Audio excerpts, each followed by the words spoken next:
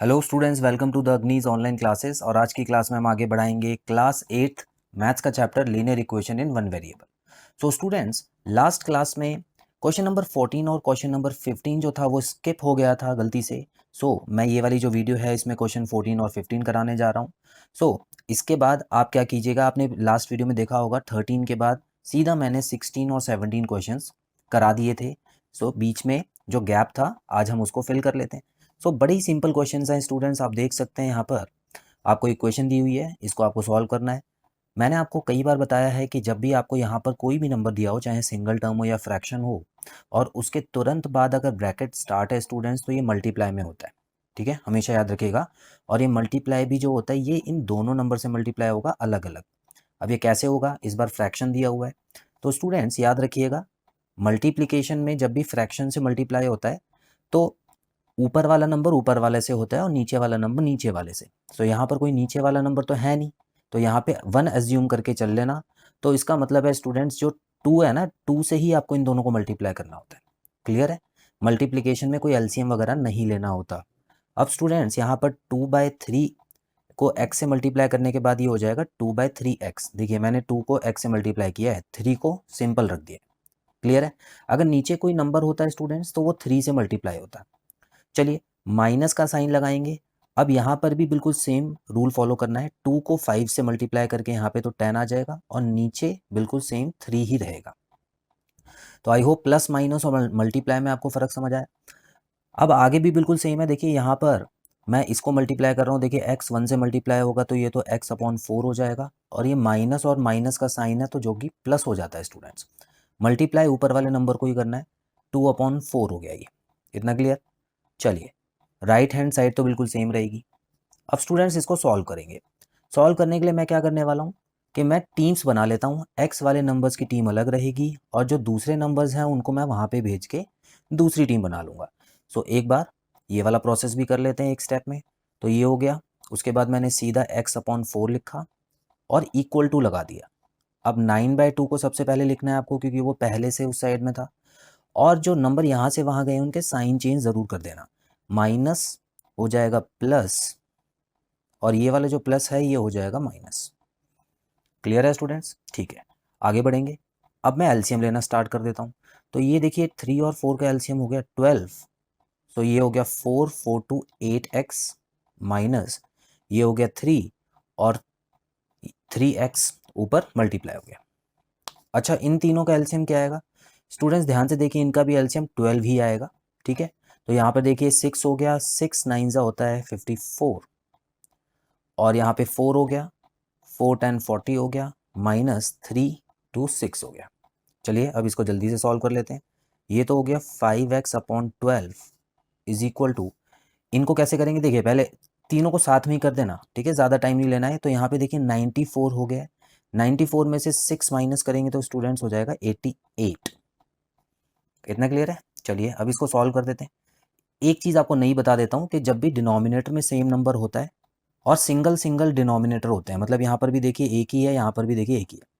ठीक है, अगर दो दो होते मतलब प्लस माइनस के निशान के बाद दूसरा होता, तब ये काम मत करना, आप इन डिनोमिनेटर को काट भी सकते हो। क्लियर है स्टूडेंट्स? तो यहाँ पर देखिए सिंगल टर्म्स हैं तो इनको काट सकते हो, क्योंकि ये ऊपर जाके वैसे भी कटेगा ही। तो मैं क्या करने वाला हूँ, अभी फ़िलहाल आसान तरीके से कर रहा हूँ ताकि आपको समझ आए। आपको पता है ये 88/12 है, और ये वाली टर्म जब वहाँ जाती है तो नीचे वाला नंबर ऊपर जाता है, ऊपर वाला नंबर नीचे जाता है, तो ये हो जाएगा रेसिप्रोकल, मतलब पलट जाएगा। अब यहाँ पर 12 से 12 तो कट गया, लेकिन क्या 88 और 5 कट रहा है? नहीं कट रहा। तो स्टूडेंट्स यहाँ पे आपका आंसर आ चुका है। तो x की वैल्यू है 88/5। तो इस तरह से आपको क्वेश्चंस आगे बढ़ानी है। अब स्टूडेंट्स क्वेश्चन नंबर 15 जो बचा था वो भी कर लेते हैं जल्दी से। देखने में लंबा क्वेश्चन है लेकिन कुछ खास नहीं है। हाँ, इसमें एक नई चीज़ ज़रूर है स्टूडेंट्स। आप देखिए यहाँ पर 2 नंबर वाला एक ब्रैकेट आ रहा है ना? अभी तक कौन सा ब्रैकेट आता था जिसमें एक ही नंबर होता था या एक फ्रैक्शन होता था? यहाँ पे 2 नंबर है और इसके बाद वाले ब्रैकेट में भी 2 नंबर, दोनों के बीच में कोई साइन नहीं है, तो इसका मतलब है मल्टीप्लाई में। सेम यहाँ पर भी है, और यहाँ पर पहले जैसा है, यहाँ पे एक ही नंबर है और उसके बाद ब्रैकेट है। स्टूडेंट्स याद रखिएगा, इसको सॉल्व करना देखिए पहले, बस इतना पार्ट देखिएगा पहले। तो यहाँ पर मैं क्या करने वाला हूँ, इसको सॉल्व करने के लिए मैं ब्रैकेट्स खोल देता हूँ।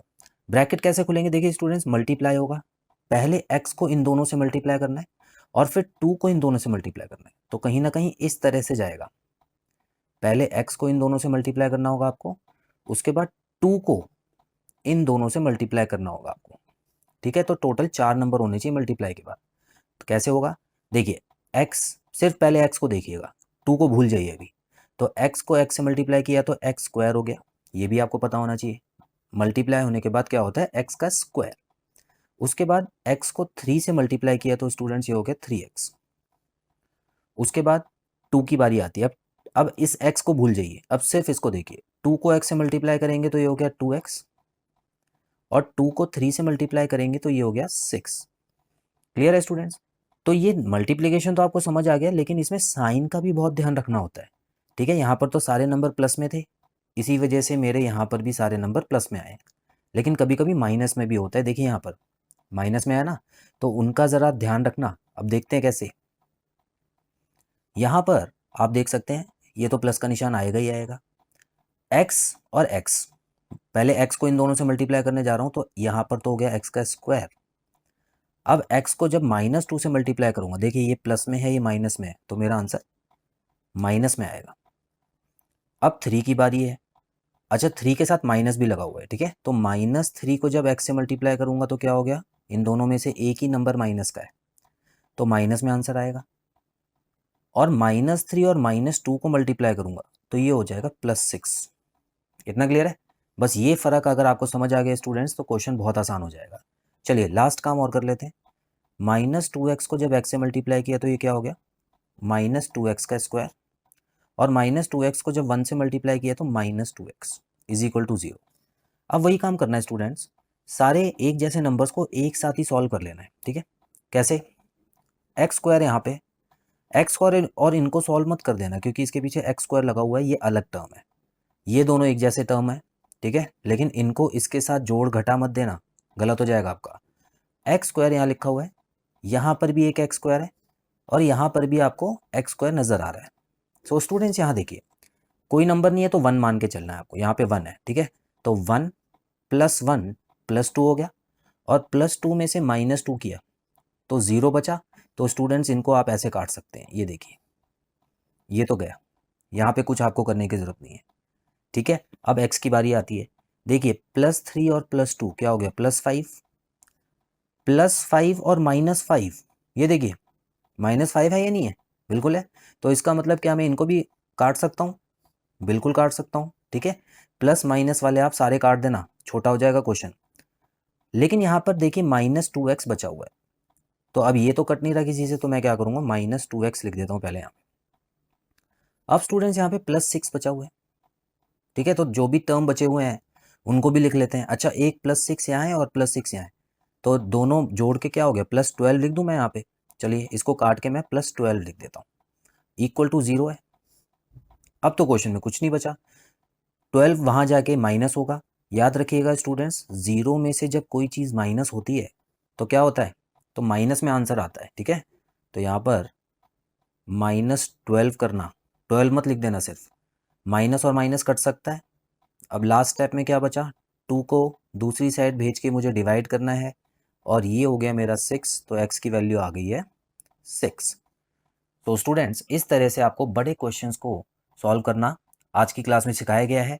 और नया क्या है कि यहाँ पर एक ब्रैकेट दूसरे ब्रैकेट से किस तरह से मल्टीप्लाई होता है। आई होप क्वेश्चंस क्लियर है स्टूडेंट्स आपको। सो बहुत जल्द मिलते हैं अपनी अगली क्लास में। Bye bye.